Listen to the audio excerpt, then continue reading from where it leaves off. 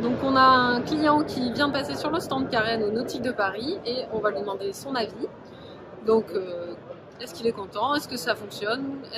Comment il installe sa housse? Les questions que tout le monde me pose. Voilà. Eh bien, Lucie, donc Christian, enchanté. Enfin, on se connaît depuis un bon moment maintenant. Donc, j'ai une bâche depuis 2 ans et demi, une housse Karen, pardon. Et oui, j'en suis très content. Tu me demandais là tout à l'heure, avant qu'on se voit pour ça, ce que j'en pensais. Et mon seul regret, c'est de ne pas l'avoir eu plus tôt.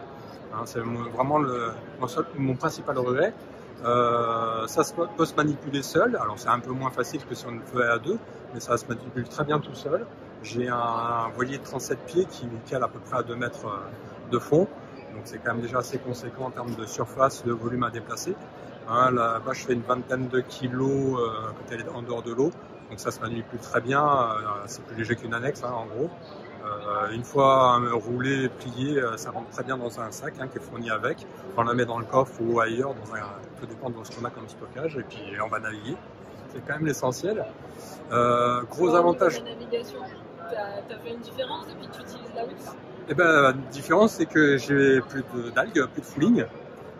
Parce que quoi qu'on en dise, même quand on carène régulièrement, on a toujours un moment où le fouling se développe. Là, l'avantage, c'est que je navigue comme beaucoup de gens, beaucoup l'été, pendant les vacances, pour être très clair.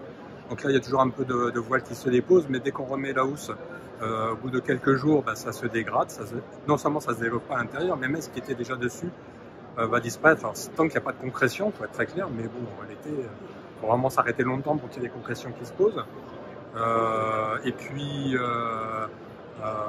c'est pas compliqué à poser, c'est beaucoup plus simple que de poser une voile ou de déposer une voile. Et ça prend un temps qui est quand même conséquent, c'est une petite demi-heure, même pas une vingtaine de minutes. On la pose, on l'installe, on prend son temps. Il n'y a pas d'effort, c'est pas physique. On prend son temps, on avance comme si on portait un pare-batte le long de la coque, sur toute la longueur, et puis voilà. Ok, super, merci beaucoup et puis bonne navigation.